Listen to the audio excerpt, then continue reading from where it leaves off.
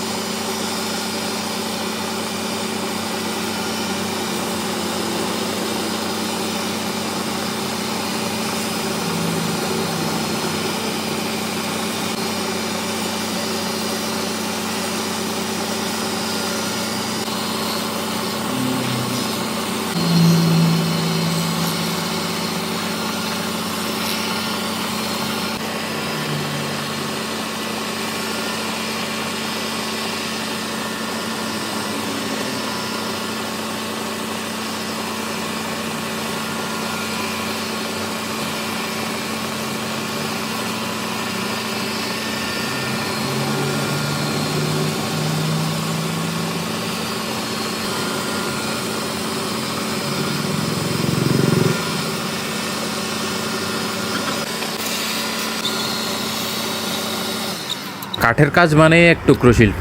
তো দর্শক বন্ধুরা, ভিডিওটা কেমন লাগলো? যদি ভালো লেগে থাকে আপনাদের মূল্যবান মতামত জানাতে ভুলবেন না। আর এমন ইন্টারেস্টিং ভিডিও পেতে চ্যানেলটি সাবস্ক্রাইব করে পাশেই থাকুন। ধন্যবাদ।